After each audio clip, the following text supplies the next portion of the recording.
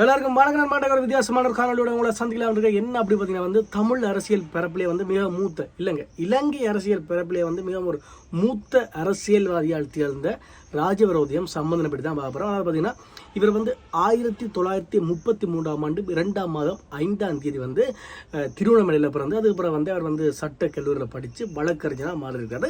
இவருடைய அரசியல் பயணங்கள் எப்படி ஆரம்பிக்குதுன்னு பார்த்தீங்கன்னா வந்து 1977ஆம் ஆண்டு நாடாளுமன்ற எலெக்ஷன் நடக்குது.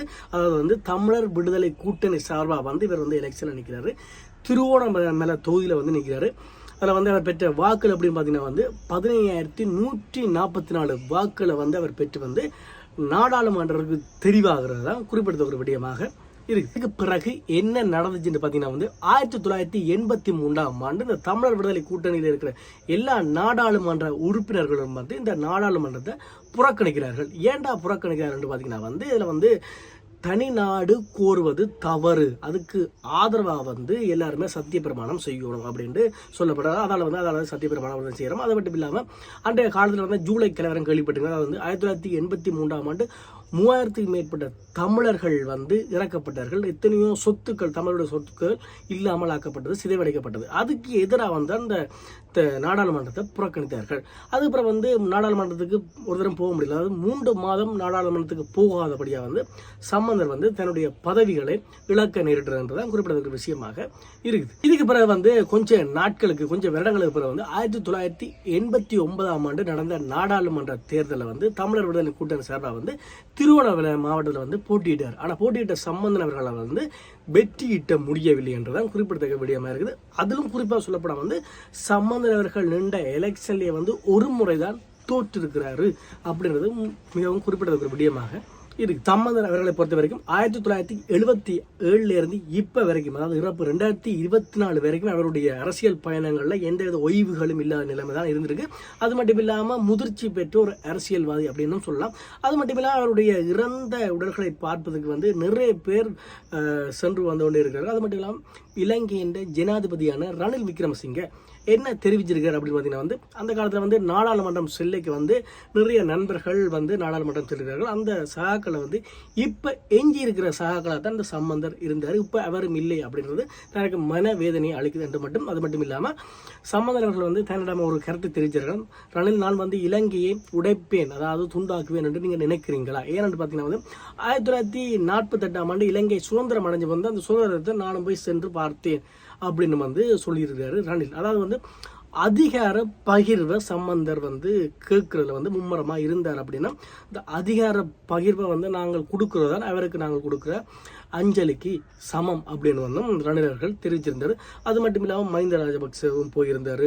அதுக்கப்புறம் மனோ கணேசன் அவர்களும் போயிருந்தார். மனோ கணேசன் அவர்கள் என்ன சொல்லியிருக்கிறார் பார்த்தீங்கன்னா வந்து அவர்களை மதித்து அவரை பயன்படுத்தி இப்போ வரைக்கும் தீர்வு கொடுக்க முடியாத தென்னிலங்கை அரசியல்வாதிகளாம் இப்போ வந்து போட்டு 30 வருட பழக்கம், 40 வருட பழக்கம் அப்படியெல்லாம் சொல்லிக்கொண்டு இருக்கிறார்கள் அப்படின்ற வந்து அவர் வந்து குற்றச்சாட்டை வச்சிருக்காரு. அது மட்டும் இல்லாமல் நிறைய அரசியல் தலைவர்கள் வந்து அவருடைய இறந்த உடலை வந்து பார்க்கறதுக்கு வந்தோண்டே இருக்கிறார். மஹிந்த ராஜபக்ச அவர்கள் என்ன சொல்லியிருக்கிறார் அப்படின்னு பார்த்தீங்கன்னா வந்து இலங்கையின் மிக நீண்ட அரசியல்வாதியாக இருந்திருக்காரு. அது மட்டும் இல்லாமல் அவருடைய நண்பர் அவர் வந்து இழந்தது அப்படின்னு சொல்றது மிகவும் வருத்தம் அளிக்குது. அது மட்டும் இல்லாமல் ஒரு இலங்கையின் சகோதரத்துவம், அது மட்டும் இல்லாமல் குடும்பத்துக்கு இது ஒரு மிகப்பெரிய ஒரு இழப்பாக இருக்குது அப்படின்னு வந்து இப்படி மஹிந்த ராஜபக்ச அவர்கள் சொல்கிறார். அது இப்படி வந்து இலங்கையில் இருக்கிற பல அரசியல் தலைவர்கள் வந்து சம்பந்தன் அவர்களுக்கு வந்து இரங்கல் செய்திகளை வந்து தெரிவித்த வண்ணம் இருக்கிறார்கள். அது மட்டும் இல்லாமல் நேராக புரளைக்கு சென்று, புரளில் தான் அவருடைய உடல் வச்சிருக்கு, நேரம் சென்று அஞ்சலியும் செலுத்தி வருகிறார்கள் குறிப்பிடத்தக்க விடயமாக இருக்குது. இலங்கை மட்டும் இல்லைங்க, இந்தியாவில் இருக்கிற பல அரசியல் தலைவர்களும் வந்து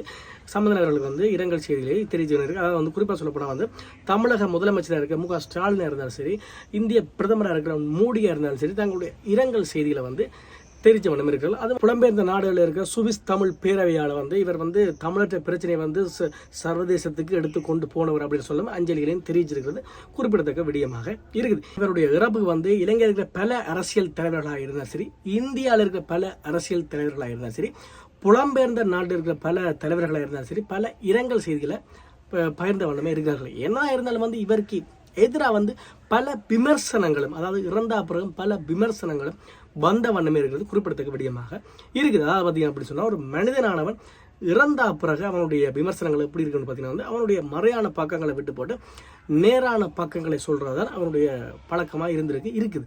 ஆனால் அரசியல்வாதிகளாக இருந்தாலும் சரி, ஆட்சியாளராக இருந்தாலும் சரி, அப்படியெல்லாம் இருக்காதுங்க. அவருடைய மறையான பக்கங்களும் பெறும், நேரான பக்கங்களும் பெறும், இறந்தா பிறகும் பெறும், இறக்கிறதுக்கு முதலும் பெறும்ன்றது குறிப்பிடத்தக்க விடயமாக இருக்குது. ஏன்னா அப்படின்னு பார்த்தீங்கன்னா வந்து ஒரு நடிகனை பொறுத்த வரைக்கும் அவருடைய நேரான பக்கங்களை சொல்கிறது வேற விடி. ஆனால் ஒரு அரசியல்வாதிகள், ஒரு அரசியல் தலைவர்களை பொறுத்த வரைக்கும் அவர்களுடைய மறையான பக்கங்களும் பெறும், நேரான பக்கங்களும் பெறுவது குறிப்பிடத்தக்க விடயமாக இருக்குது. ஏன் அப்படின்னு பார்த்தீங்கன்னா உதாரணத்துக்கு சொல்லப்போனால் இலங்கையில் நடந்த பல நாட்டில் வந்த யுத்தத்துக்கு வந்து தமிழகத்தில் வந்து இப்போ வரைக்கும் தமிழக முதல்வராக இருந்த கருணாநிதி அவர்கள் வந்து அவர்களுக்கு எதிராக வந்து மறையான பக்கங்களும் இப்போ வரைக்கும் பேசப்பட்ட வண்ணம் தான் இருக்குது.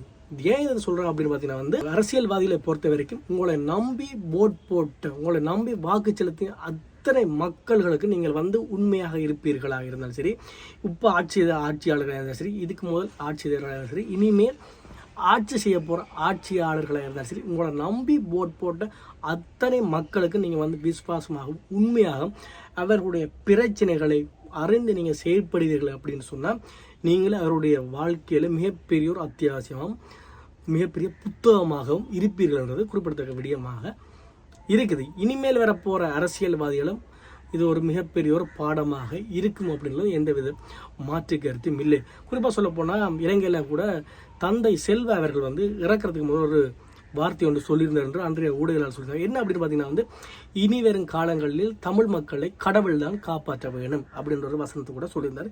ஏன் அப்படின்னு பார்த்தீங்கன்னா வந்து தொடர்ந்து வந்து பெரிய பெரிய தலைவர்களுடைய இழப்புகள் உண்மையிலேயே நடந்து கொண்டே இருக்குது. இனி வரப்போகிற காலங்களில் இனி அரசியல் பொறுப்பை யார் ஏற்கிறது, ஒரு போராட்டத்துக்கு போனால் அதுக்கு பின்னுக்கு யார் நிற்கிறது.